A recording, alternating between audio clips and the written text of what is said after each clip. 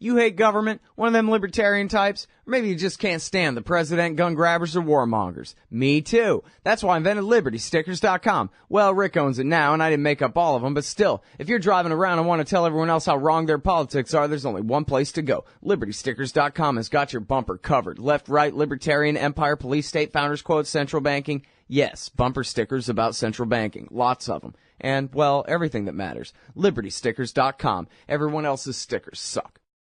All right, y'all, introducing Seymour Hersh, Pulitzer Prize-winning investigative reporter, author of Chain of Command about the torture regime in the Bush Jr. administration.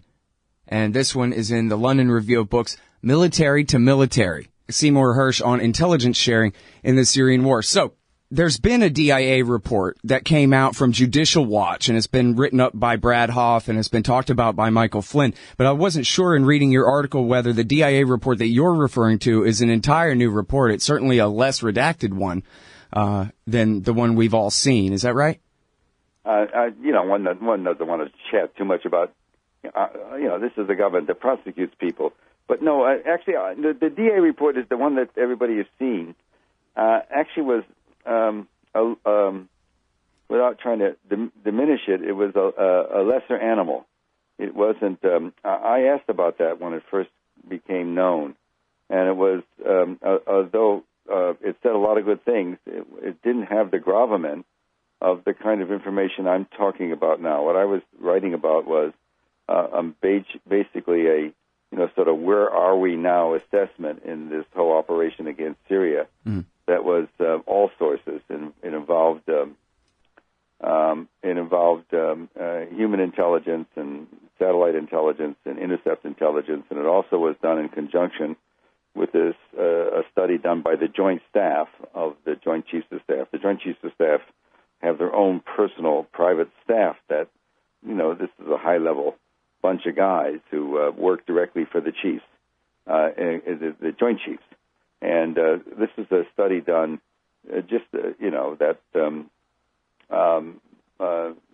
the study you're referring to was dealt quite a bit with the moderates versus other issues. This was a broader study.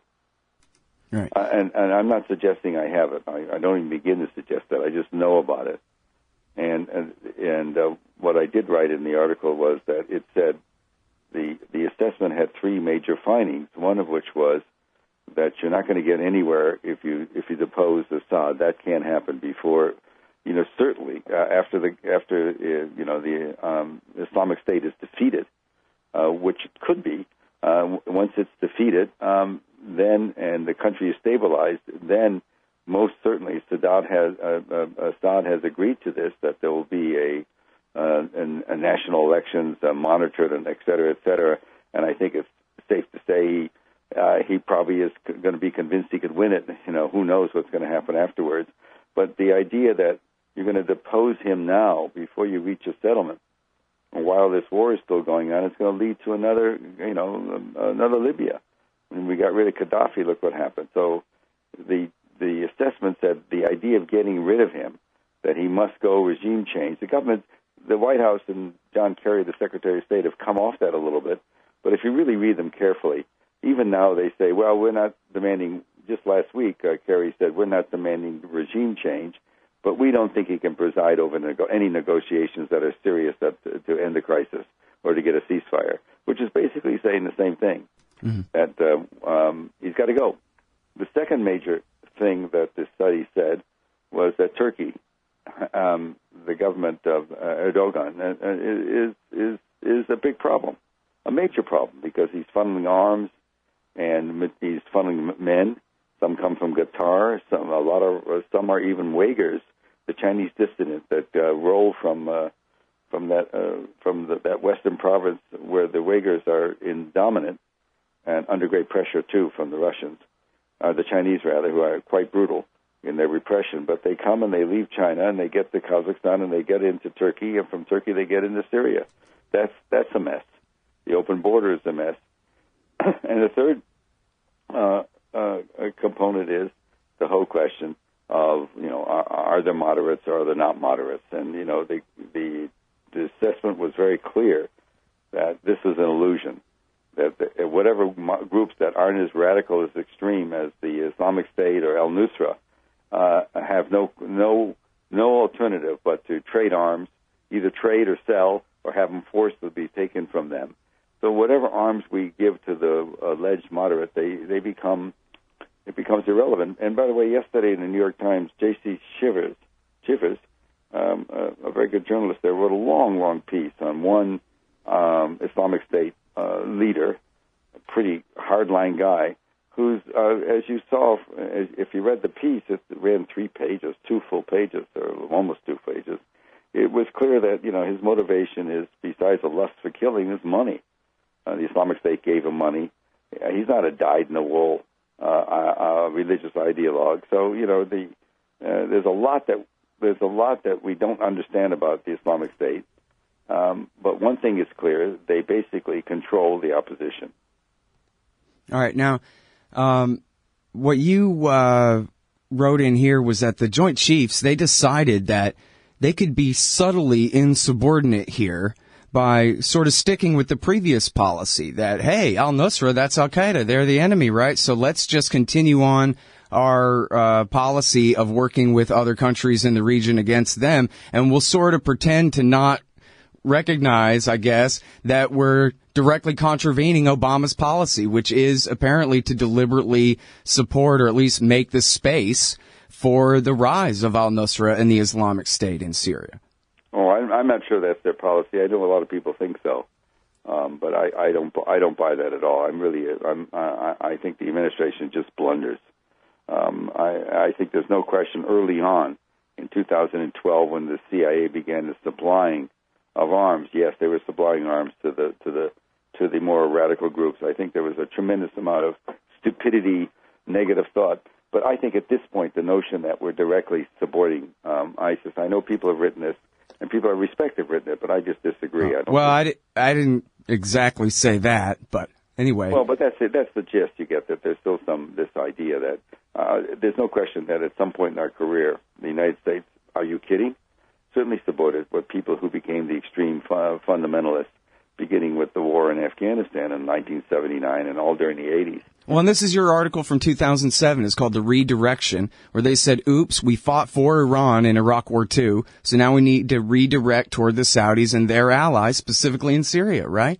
I think that's absolutely true. There's no question that we were Muslim Brotherhood, for example, we supported. That was in 07, 08. I did write that article, and that's one of those articles that's been reprinted, I don't know how many tens of thousands of times, because it did say something significant of the Sunni-Shia war. Yes, but that was then and this is now. I don't think in the last year there's been, even though God knows there's still arms that we give to what we call the moderates, and we now know, we should know, that the moderates are under tremendous, I've got a cold, under tremendous pressure to either sell or forcibly have them taken away by the more extreme groups. I don't think the idea of a moderate existing is very viable.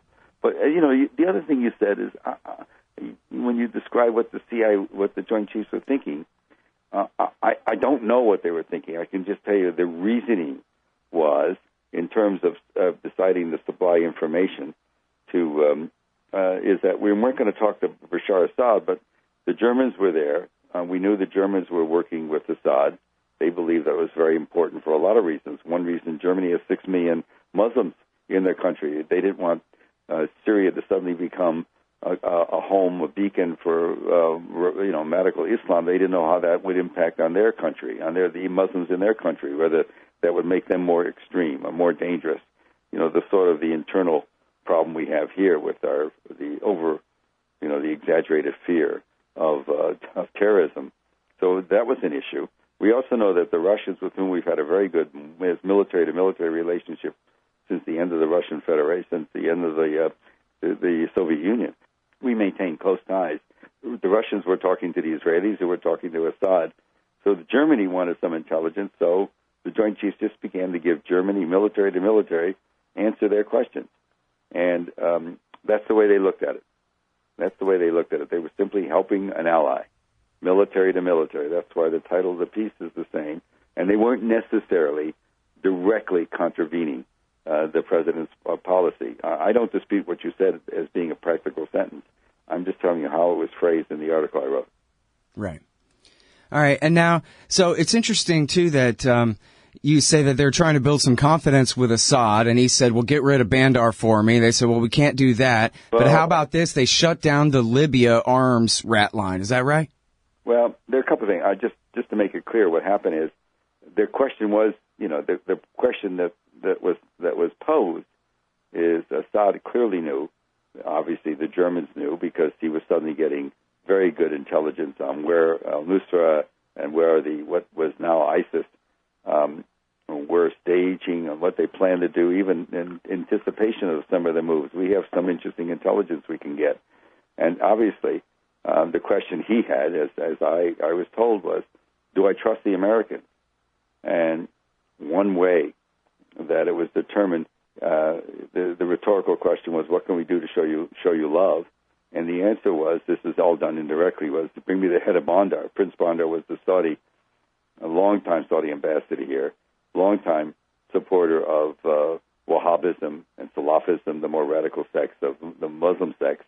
And certainly, even before the insurgency began in Syria in March of 2011, the Syrians knew that the Saudis were financing, pouring guns and arms into Homs, which is a city always known for its closeness to the Muslim Brotherhood, who are the big opposition to the Assad regime, Assad government. So it's not as if it was directly that direct. And what was the other thing you said about? So they decided that what they would do instead would be, as a show of good faith, they would shut down the arms coming in from Libya. Well, that's interesting. It's not shut down. What happened is the arms were coming in. It was the rat line that I wrote about in the London Review more than a year ago, the rat line from, here we are, what a lesson. You think we learned from history. We knock out Gaddafi and the country goes crazy. It's completely chaotic then. The Islamic State, et cetera, has much more of a perch than it ever did before. While Gaddafi was alive, in the end, he was working with us and very trying to be secular. Don't ask me why we always manage to overthrow secular people. Saddam Hussein and Gaddafi and now going after Assad. These are three guys that we don't like very much, but they happen to have one thing in common with us, is that they don't like religious fanaticism. Anyway, what they did is they simply, you couldn't stop the flow of the rat line going, because it was a systematic flow from Benghazi, and that's what Ambassador Stevens, the one who was killed, was involved in that. I write a little bit about that. And what you could do is instead of sending high-quality weapons, you could perhaps divert some of the shipments and begin to ship junk, Korean War vintage stuff, and that's what we did. That's what the Army, the Joint Chiefs arranged, to have some shipments and not be first-rate stuff. Mm-hmm. They didn't sabotage it. They didn't end it, but the shipments were of lesser quality. All right, and now you say one of the conditions that the chiefs had, there are a few conditions, including talk with Israel about Golan, if you want to get into that. But I was really curious about the thing where they said, we want you to bring in Russian military advisors. What was the thinking behind that? Well, the Russians have always been very close to the Syrians. Absolutely. Yeah, but why would the chiefs want Assad to rely on them more? What I said was it was the policy they were against, was that Russia should have no contact. That didn't mean we were necessarily egging on Russia to do it. It just meant that the notion that Russia can't play a role struck us as silly. I probably could have, the fact is he's had Russian advisors forever. The Russians, that's probably an inartful sentence. It's less than complete. But I will tell you, he's had Russian advisors for decades. Sure. He's loaned them money, sold them arms.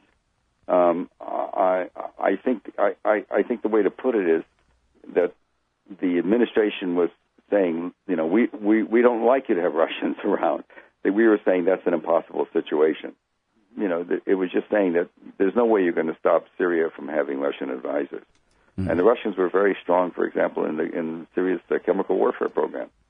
That's why if you remember, I wrote a story saying that the Russians were among the first people to tell us we had it wrong about this sarin.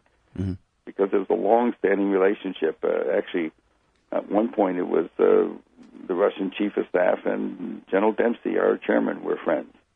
At the same time, Peter Wall, who was the head of the British Defense Services, Peter Wall and the Russian advisor, I mangled the pronunciation, Gerasimov, Valery Gerasimov, who's the chief Russian guy, and Dempsey all knew each other and had served, I guess, at various times together or in close proximity. And so there was a relationship. And it's hard for Americans sometimes. If you think about it, at one point, at the critical point in World War II, we overlooked the fact that Stalin had been working with Hitler, had signed a pact, an infamous pact with Hitler, and we joined Hitler. We joined Stalin. We supported Stalin when he fought Hitler. I mean, we can't overlook. There's things that Putin does and Russians do in Ukraine, which we deplore, etc. But that doesn't mean you can't work elsewhere. Anyway. Well, and speaking of allying with our enemies, I wanted to ask you about this meeting in Washington where it's John Brennan called in, you say, the intelligence chiefs from around the Middle East, and I guess specifically he's talking to the Saudis and the Qataris and so forth, and saying, please just back, I don't know which mythical moderates, maybe Arar al-Sham, and not ISIS and Nusra, and they completely ignored him and did whatever they wanted anyway? It looks like they did, yes. That seemed to be what happened. The problem is the meeting's never been made public. But even the Sharar al-Sam, it's funny you mention that because I didn't put this in the story because it's not so significant, but if you remember Ambassador Ford, Robert Ford, who was the American ambassador to Syria, but, when the insurgency started in Syria and how he became sort of notorious, I would say, certainly a little bit unprofessional with his open support for the opposition. I remember he was, and then he left the diplomatic service in 2014, then became a leading critic of Obama's refusal to send more lethal weapons to the so-called moderates. And among the people he thought that should be supported was Sharar al-Sham. And it's, I guess we call it in English, the Islamic Movement of Syria Free Men. And that was an allegedly sort of a secular moderate group that we were pushing, Brennan was pushing then as sort of a model group. Mm-hmm. Well, it's so funny, but Ford was interviewed in October on BBC Hard Talk, that show? And he actually ran into an interviewer who knew a lot.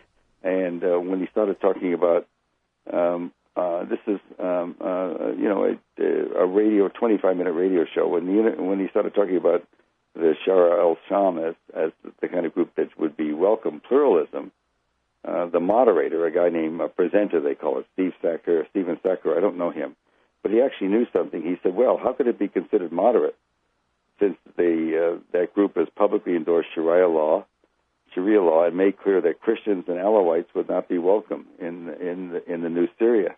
And Ford's answer was, well, I don't agree with all their policies. There is Sharia law, and Sharia law, they don't have to be so firm.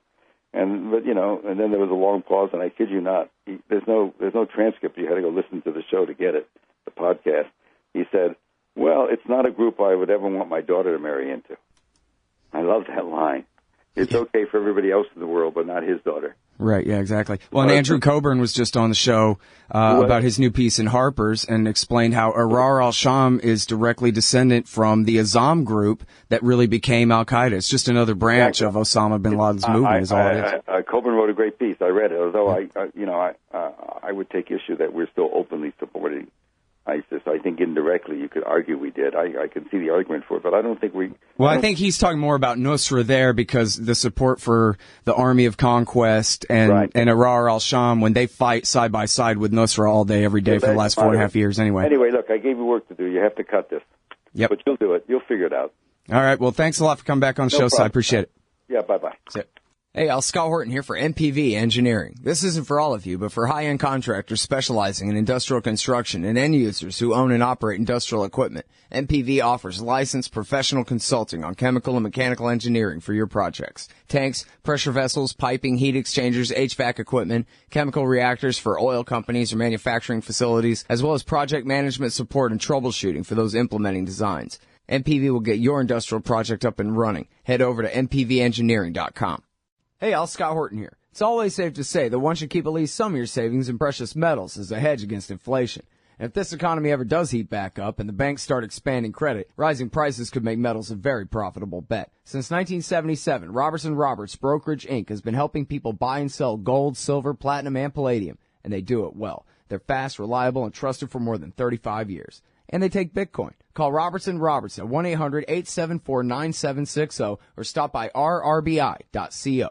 Hey, I'll check out the audiobook of Lou Rockwell's Fascism versus Capitalism, narrated by me, Scott Horton, at audible.com. It's a great collection of his essays and speeches on the important tradition of liberty. From medieval history to the Ron Paul Revolution, Rockwell blasts our statist enemies, profiles our greatest libertarian heroes, and prescribes the path forward in the battle against Leviathan. Fascism versus Capitalism by Lou Rockwell for audiobook. Find it at Audible, Amazon, iTunes, or just click in the right margin of my website at scotthorton.org.